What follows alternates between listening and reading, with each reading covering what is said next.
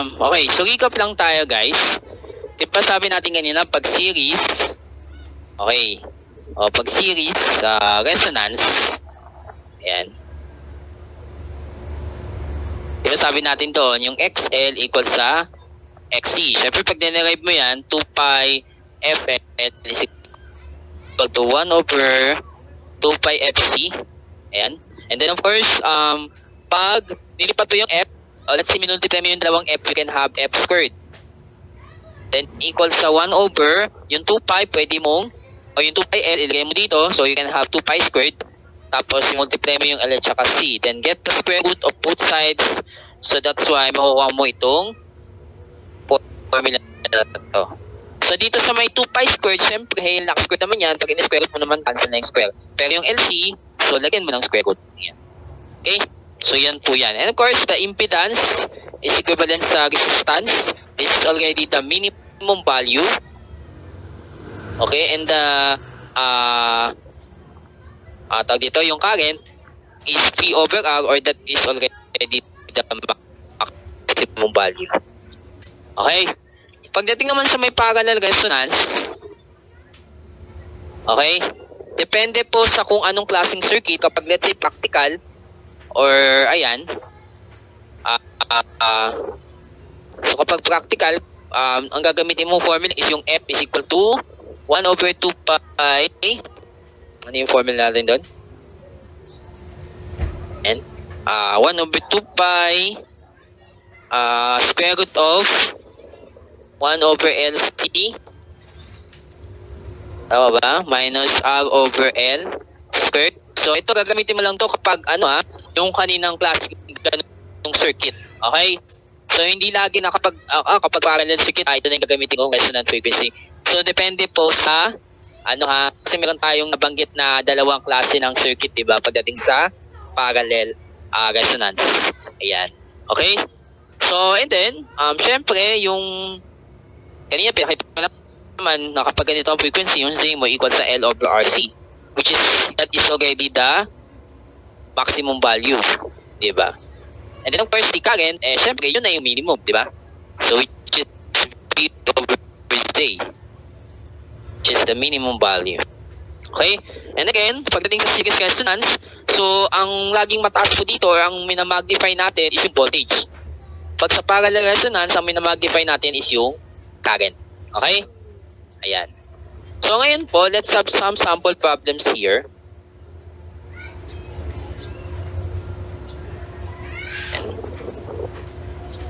Okay. Let's have problem number 1. Okay. So in a series RLC circuit, the values of R, L, and C are 5 ohms, 4 microhenry, and 1 microfarad respectively. So the question will be, if it is connected to an 100 volts AC supply, determine the following. So let's start with the resonance frequency, the current in the circuit at resonance, the quality factor, the half power frequencies, and the bandwidth in radians per second. So unahin muna natin si resonance frequency. So ito madali lang pong gawin kasi direct sub lang doon sa ating formula, diba? So ano lang po, be careful lang po sa prefix paggamit ng scientific notation kasi dyan kayo nadadali madalas. Ayan. So ngayon, pag kinalculate nyo yan, ano ba mangyayari dyan? Sige. So try nyo po mag-solve guys Ayan. So again yung yung mga prefix, napaka-importanting yan. So we have here, so I get 79,577.47 Hertz. Siyang express as 70. Okay. Pwede ko siyang express as 5775 kilohertz. Ayan. Okay? Ayan. So, nasundan ba guys? Ayan, nasundan po ba? Ayan. So baka na-disconnect lang ako. Ayan. Okay, sige. Okay naman. Sige, ngayon nakuha na po natin yung resonant frequency. Di ba napakadali lang? Okay? Ayan. Next up is yung current. Siyempre yung current natin dahil ito ay series resonance. Okay? Series kasi. So, gamitin na natin. Siyempre, V over R na agad, no? 100 volts over 5 ohms. And you will get 20 amperes. Ayan. So, 20 amperes is the maximum current na pwedeng makuha nitong circuit na to during resonance. Okay? Pinakamataas na ito. Next up, quality factor. Ayan. Ano ba yung formula natin ng quality factor? Ano ba formula natin? Marami tayong formula, sir. Meron tayong VL or VC divided by V, 1 over R, square root of LC, o di kaya 2 pi FRL over R. So, mamili ka na lang doon kung anong possible na pwede mong gamitin. Depende po sa kung anong meron ka ng given, siyempre. Okay? Pero kung akong tatanungin nyo, sir, ano ba magandang gamitin Q factor? So, Q factor, yan. Guys, medyo, wag po kayong ma-confuse. Baka mamaya may ma-confuse po sa inyo mamaya na baka isipin yung Q is the reactive power. Ayan. So, hindi po. Q factor yung ating inaano dito. So, wala po tayong ginagamit dito na reactive power pagdating sa resonance. Okay? So, Q factor is equal to, pwede na lang natin sigurong gamitin to. Madali. Kasi nandiyan na lahat ng given. Di ba? So, ngayon, pag kinuha mo yung Q factor, 1 over the resistance, 5 ohms, and square root of 4 microhenry. So, dito guys, hindi mo na kailangan naman mag-scientific notation pa kasi pag cancel naman to, micro, cancel out naman na yan. So, kaya walang magiging problema dyan. So, magiging sagot natin dito is it 0.4? Kasi pag dinivide mo, di ba, 4 over 1 is 4. Get the square root of 4, that is 2, divided by 5 is 0.4. Okay? So, sa palagay nyo, sir, ano kayang epekto nung mababang Q factor? Ano magiging epekto niyan sa signal natin? Ayan. So usually pag ganyan, 'di ba kanina sabi ko kanina makakapag-select ka nung makakapili ka nung tamang frequency kahit na medyo malawak, no, or madaming frequency na ginagamit. So magiging epekto nito, syempre unang-una dahil nga ang naging cause kasi is pwedeng yung resistance kasi, no, napakataas niya kumpara doon sa magiging reactance nitong dalawang to. Diba? Kahit nakunin mo yung reactance nitong dalawang to, o sabihin natin parang diba maka-cancel out lang naman din. So, dito po ang tawag dito. Kapag mababa kasi ang Q factor nun, ibig sabihin mataas yung resistance mo na ina-apply dito. So, yun po yan, no? Okay? Ayan. So, ngayon naman, pupunta tayo sa susunod na question. Ano yung susunod? Half power frequencies.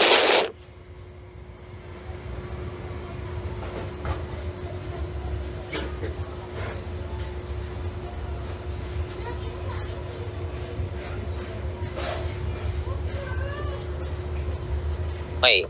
So, pagdating naman po sa half power, ayan, ano ba yung formula natin doon? So, ang half power frequencies natin, so, dalawa yon. So, we have, unahin ko muna yung F1. So, yung F1 natin is, okay, 1 over 2 pi. Then, we have negative R over 2L. Tama ba? Baka malito ako Plus, square root of R squared over 2L. Sorry. Teka. Baka malito kayo sa square Ayan. Tingnan nyo. Ganda ako. Okay. So, yung i-square mo ay yung mismong R over 2L Ayan. Minus or plus, 1 over LC. Okay. So, ngayon kunin na natin yung ating unang frequency which is 1 over 2 pi. Ang resistance mo ay 5, no? Negative 5. Tapos, twice nung nung inductance plus the square root of we can have resistance 5. Okay, parang ganun lang. So ito, i-multiply ko na.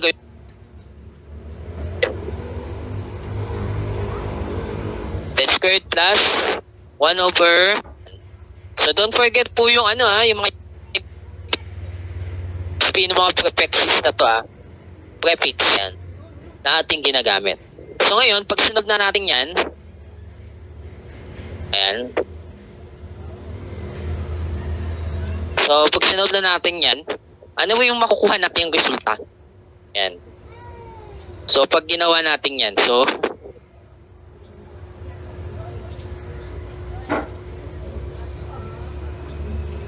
So ngayon, try nyo po siyang i-solve, guys, no?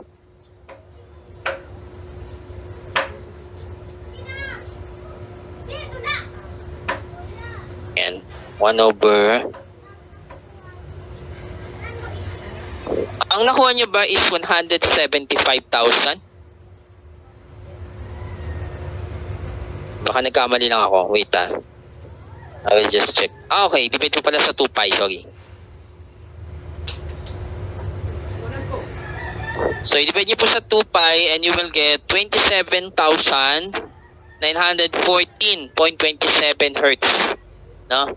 So, you will get 27,914.27 hertz. Or pwede rin naman gawing 27.9914 kilohertz. So, yan yung unang half power frequencies. Ayan. Ito sa mga una. Then pagdating naman sa F2, well, ang gagawin mo lang naman dito, papalitan mo lang to ng positive, di ba? Okay? Ayan. So ito, gagawin ko lang positive to, pero the same lang din ang ilalagay mo. Ayan. Sorry, nabaliktad.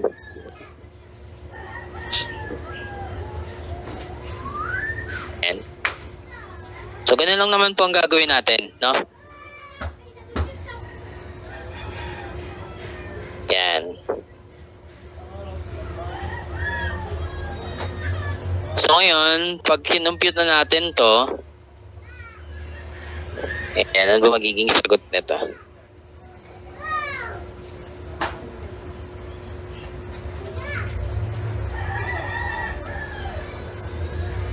Ayan.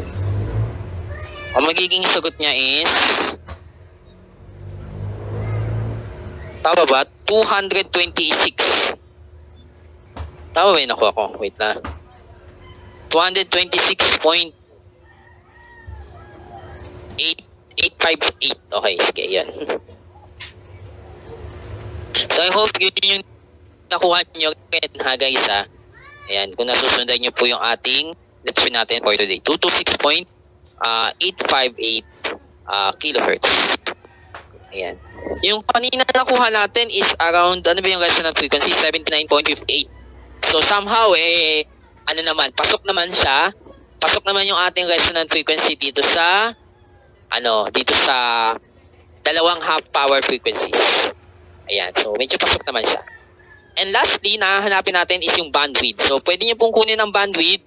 Pwedeng sa pamamagitan po ng 2 pi times F2 minus F1. So bale, kunin mo lang yung difference sa itong dalawang to. Then times 2 pi kasi ang kailangan niya ay naka-radians per second. Or pwede naman po, another around is, meron pa tayong isang formula, yung R over L. Ayan, kumbaga yung resistance, i-divide mo na lang sa inductance, no? Para madali mo na kagakuha.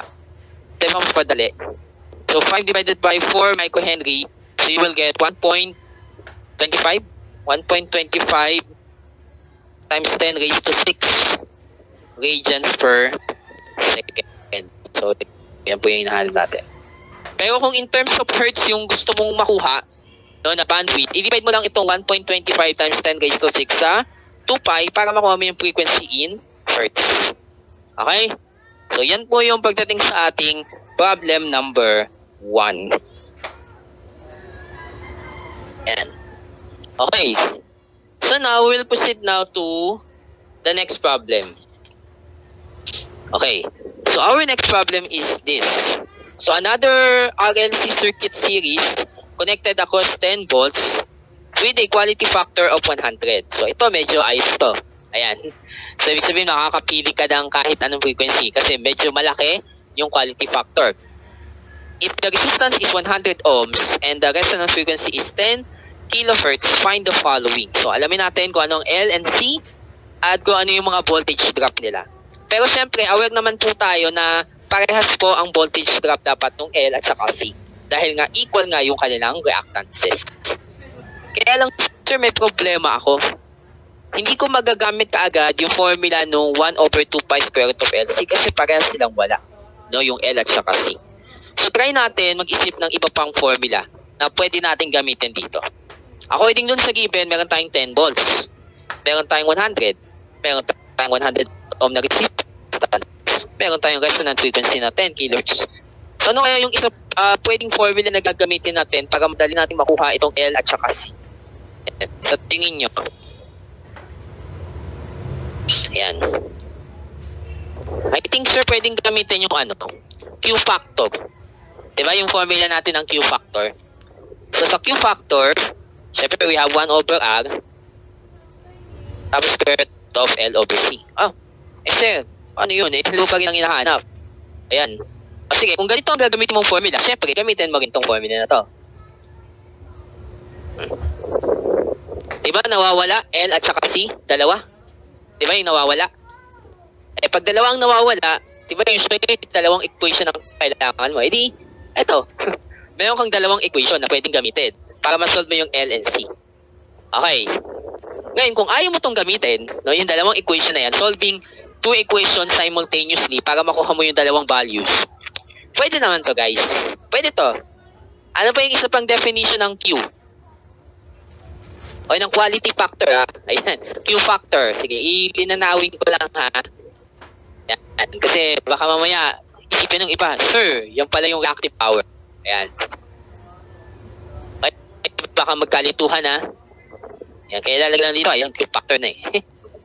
Okay, so Q factor, pwede natin gamitin siguro yung VL or VC over V. Diba yung voltage ng inductor or ng capacitor, tapos i-divide lang natin sa V. Pwede, di ba? Pwede ba?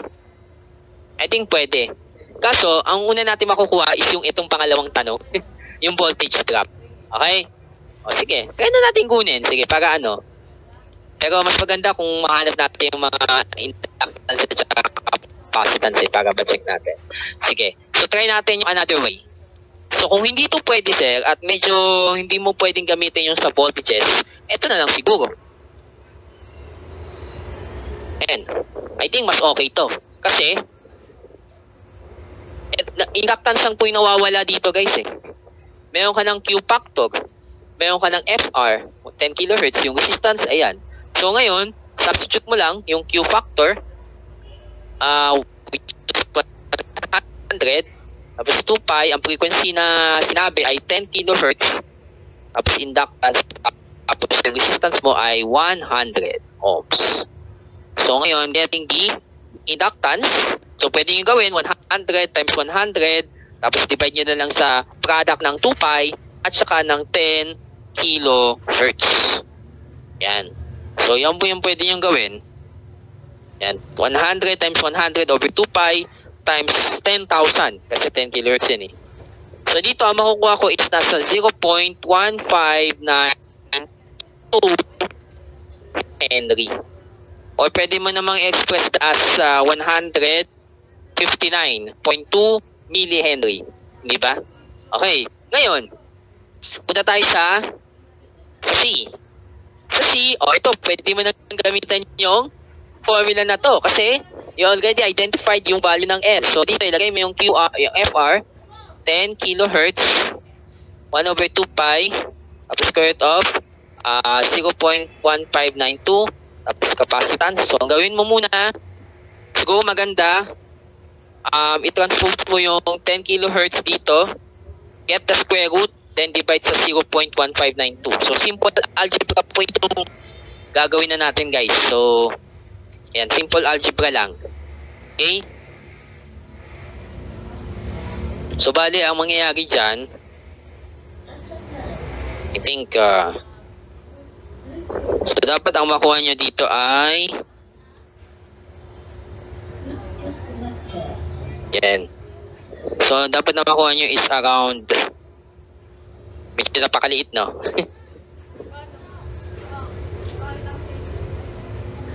Napakaliit eh. Yan, kasi ako, napakaliit yung nakukuha ko eh. So, that is around 1, 2, 3, 4, 5, 6, 7, 8. Tama ba ako? 1.59 times 10 raised to negative 9 farad? Or simply, 1.59 nanofarad kasi, ayan eh. Okay? So, nakuha na natin yung resistance, yung inductance at ang capacitance. Ngayon, getting the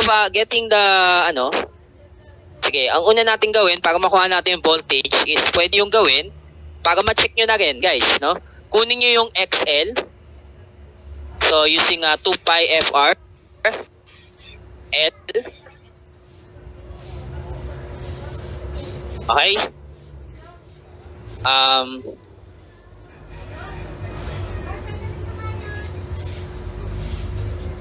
Okay.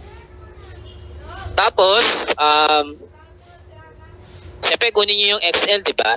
So, isolve nyo na lang po using the frequency at saka yung inductance, di ba? Na nakuha mo. So, that will be around 10,003. Okay. Well, let's say mga 10,003 or 10,002.83 ohms. Sa XC naman, gamitin ba lang itong formula na to? Ayan, 2 pi FC or FRC, ayan. Tapos, pag sinolve mo yan using the frequency and the capacitance, so ang makuha nyo dyan ay nasa, yan ba? So, nasa 10,009. Ayan, so somehow parang ano naman, okay, magkalapit. No? Ayan. So, yan po. Then, syempre, kunin mo yung I. Diba? Sabi natin, B over A. So, i-multiply or i-divide mo lang yung 10 volts sa 100 ohms. And you will get 0.1 ampere. Tapos, para makuha mo yung VL, so IXC or IXL, tapos yung VC, IXC. So, bale, multiply nyo na yung 0.1 sa bawat reactance. So, you will have 0.1 times yung sa inductive reactance muna tayo. 10,002. Okay. 0.83. So, dito makukuha mo, syempre, 1,000.283 volts. Naman, 1,000.974 volts. Ayan.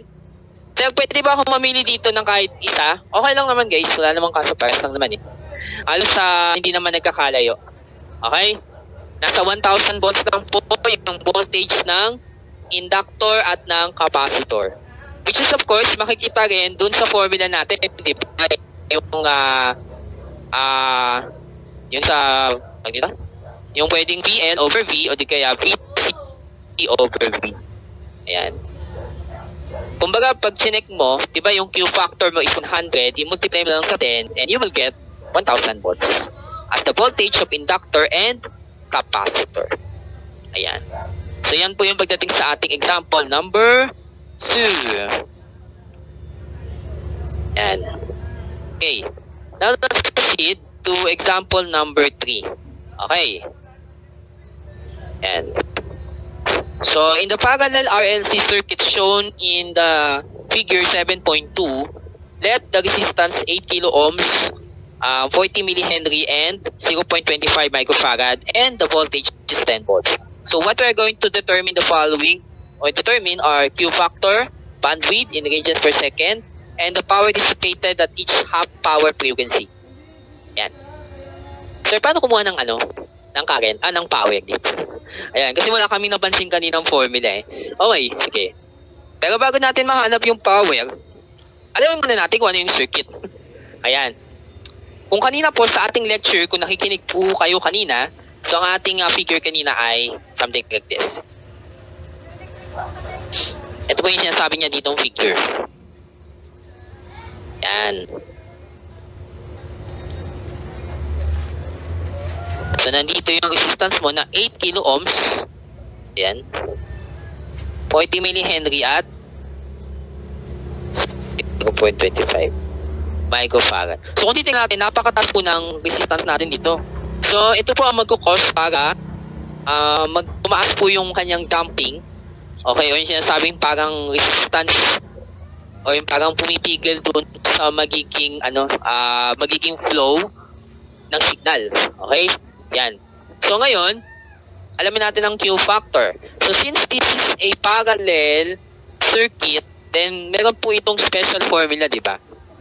Na ginamit para doon sa ganitong klaseng circuit, which is yung ang formula natin dito ng Q factor ay pwedeng sa pamamagitan po ng pwedeng sa pamamagitan po ng R over 2 pi FRL o pwede rin namang 2 pi FRCR.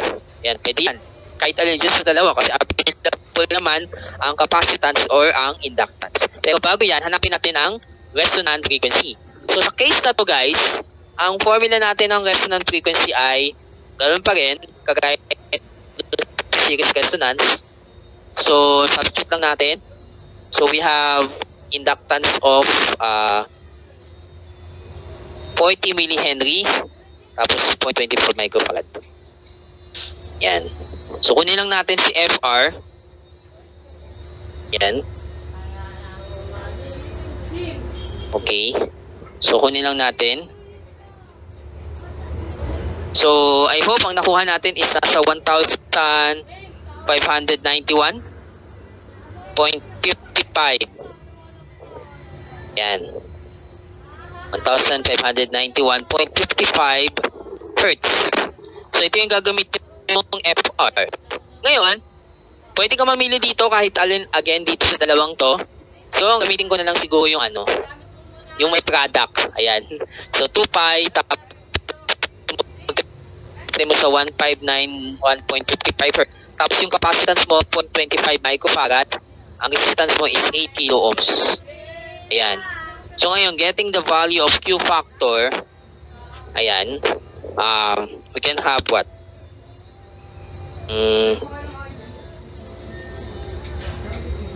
Ano yung Q factor natin dyan? 2 pi times 1 pi, okay, times 8 kilo ohms. So here you will get a value of 20. Okay? Which is parehas lang po yan kapag ang ginawa mo naman, no, dito, nilagay mo yung 8 kilo ohms, tapos dinivide sa, sa 2 pi, times doon sa, nakuha natin kanina frequency, at sa inductance, which is yung 40 millihenry. And that will be the same, no, nasa 20 din, 19.999 something. Okay? So, yan po yan. Okay. Next is, ang susunod nating alamin ay yung bandwidth, no? Yan, yung bandwidth. Ano ba yung formula natin ng bandwidth pagdating sa ganitong klaseng circuit? So, we have, 1 over RC lang. Yun lang, diba? Okay, 1 over RC. So, 1 over, ang resistance mo ay 8 kilo ohms, tapos 0.25 microfarad. Yan. Okay? So, bale, ano lang, no? 1 over, ano lang, ganun lang palang gagawin natin pag mga ganyang klaseng circuit. So, I hope nakuha natin is 500 ang bandwidth niya. Okay? So, yan po ang pagdating sa yan. Okay, so that will be in terms of radians per second na po yan. Okay? Yan. So, yan po yan. And lastly is the power dissipated at each half power frequency. Ayan. Half power. Okay. So sa kasong to guys, ang pwede nyong gawin, no? Sir, okay lang po bang kunin natin yung yung frequency mismo? O yung mga half power frequency. Kahit hindi nyo naman nakunin yun, okay lang naman. Kasi ang gagawin na lang naman natin is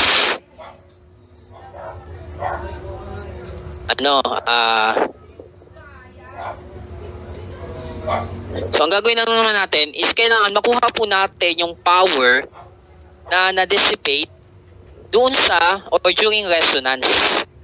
So, siguro yun ang gagawin natin guys. kailangan nyo nang makuha natin. And then, makukuha na lang natin yung mismong kapag pag half power na. So, yun lang naman ang gagawin. So, all you have to do is this. Okay, kunin natin yung power dissipated during resonance. Yan, at resonance. Okay, so simple lang naman. Diba ang Z natin equal sa R? Diba? Ang Z equal sa R. Ibig sabihin yung I equal sa V over R. So anong formula natin ng P dito? Kasi power dissipated ang hinahanap natin. So ano kaya yung magandang formula ng power na pwede natin magamit dito kapag ang impedance mo lang ay resistance? Tingin nyo guys. Ano kaya yung formula ang pwede natin gamitin? Dahil ito ay resistance to, di ba? Resistance na lang to guys. Circuit 1. Okay, so ang gagamitin niya lang ay, yes, pwedeng I squared R, pwedeng VI, or pwedeng P squared over R.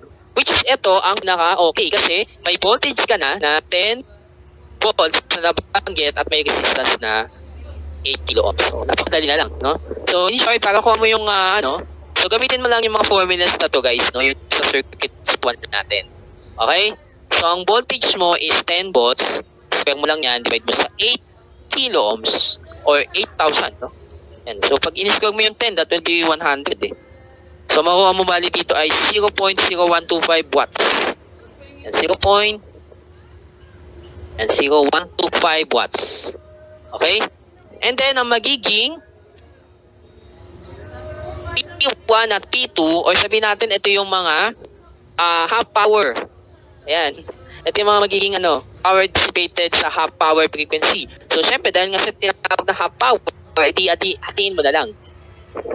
Hatiin mo na lang yung nakuha mong power dun sa, or power during resonance. So, that will become 2. So, you will get 0.00625, or pwede ko siyang gawing na lang.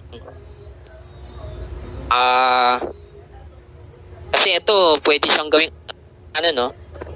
or 12.5 milliwatts. Mo lang to sa 2 yung 12.5. So, you will have 6.25 watts. And that will be the answer. Okay? Ayan, 6.25 milliwatts. Okay? So, ayan po. Yun lang naman. Okay? Yan. So, ayun lang naman yung mga kailangan mo eh. Okay? So now, let's have the next problem, number 4. And I think this will be the last problem na ating isusolve for today.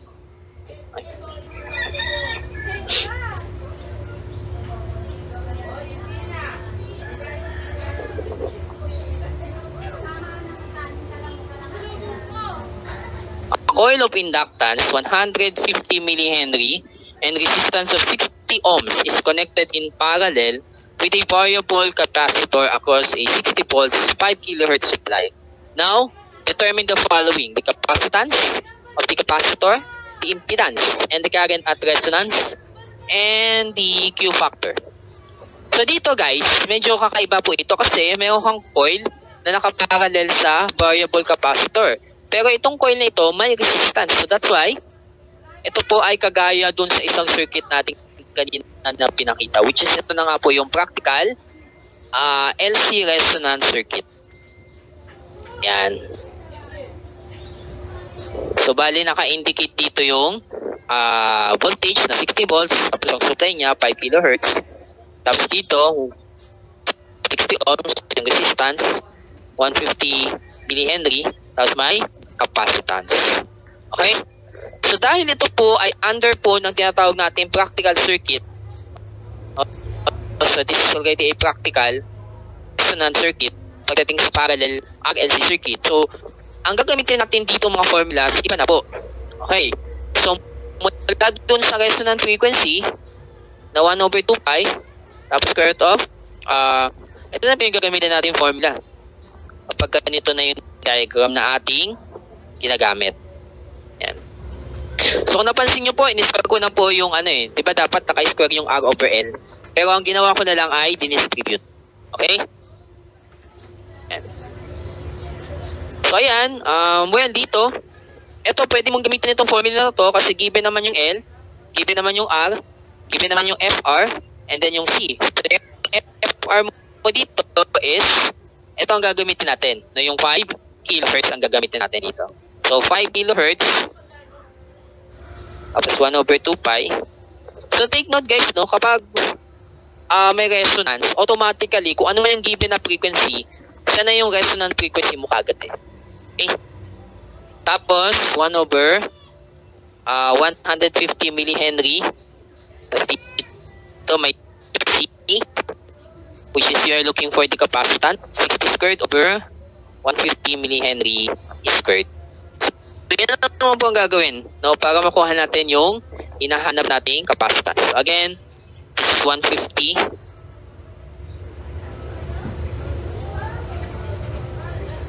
Yan. So, ngayon, isolve nyo na lang po algebraically. So, ang makukuha nyo dyan ay ilan?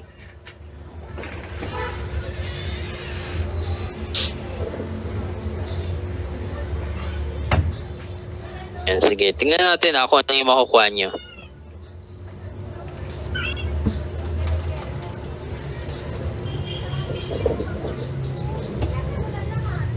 Yan. I don't know kung ano yung nakuha nyo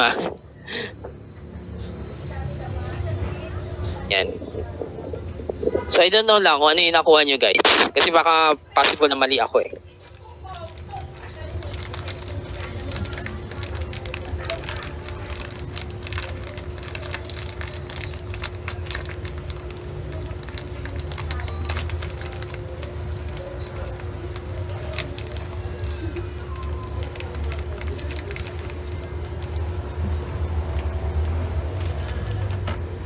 Yan.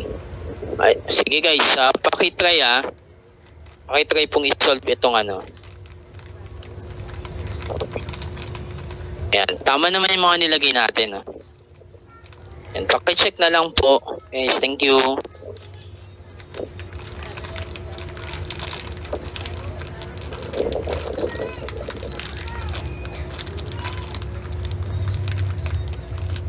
Yan.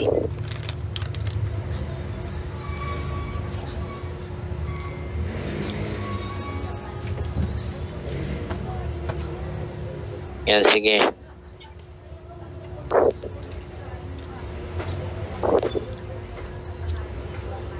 Yan, sige. So, try po natin i-solve, guys.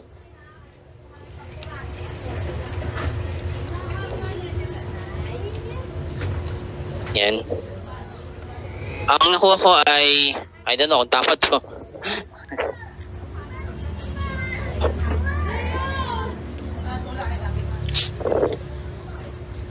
Ayan, nakuha ko dito is 1, 2, 3, 4, 5, 6. 6.75 times 10 guys to negative 9. Hindi ko na alam sa inyo kung tama. Ito nakuha ko. Ayun. So, 6.7537. Sige, kumpletuhin natin yan. Yan. Thank you. Yan. So, dahil negative 9 po yan, ibig sabihin nano. Yan. Sige. Ano ba talaga? 6. Sige, 6.75 4 na lang, yan. 10 to negative 9 farad. And or that will be 6.754 nanofarad. And okay? So, ayan. Sige po. Ayan po. Pagdating sa ganyang pagsosolve, no, ng ating capacitance. Ngayon, pagdating naman po sa impedance, so, syempre, ang formula natin ng impedance dito, iba na. We have L over RC. Oh, ba? Yan. L over RC. So, bale, ilagay lang natin dito. 150 millihenry. Divide lang natin sa resistance na 60. Tapos, 6.754 nanofarad. Yan. Yan. So, ayan po. So, ang nakuha ko po ay nasa 370,000.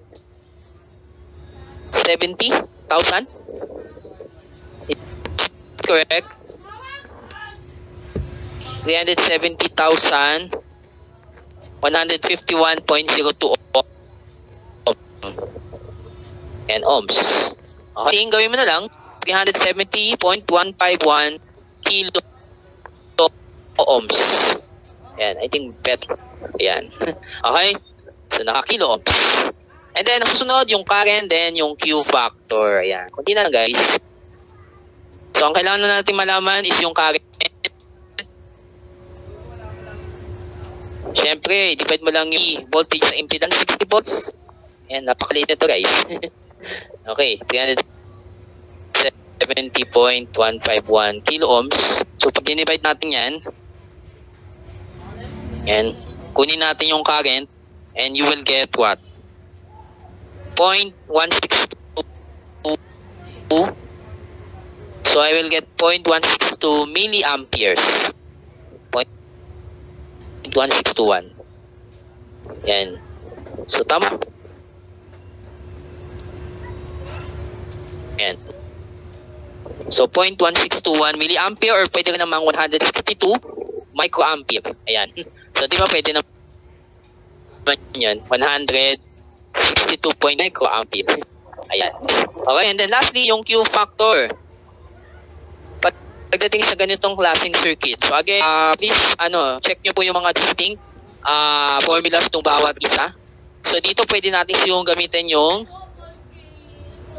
yung 1 over R tapos square root of LC since available naman yung mga yan. So 1 R tapos square root of 150. Tapos dito yung kanya 6.754 nanofarad. Ayan. So ayan na lang po ang gagawin.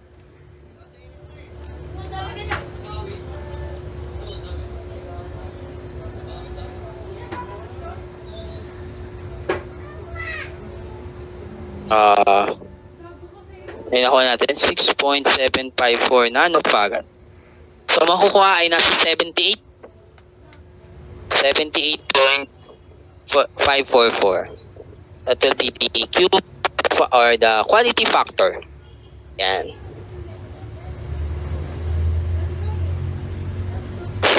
So ayun lamang po guys ang pagdating po dito sa ating resonance, no? Whether it is a series or parallel resonance, no? So that's the end of our lecture for today, and thank you.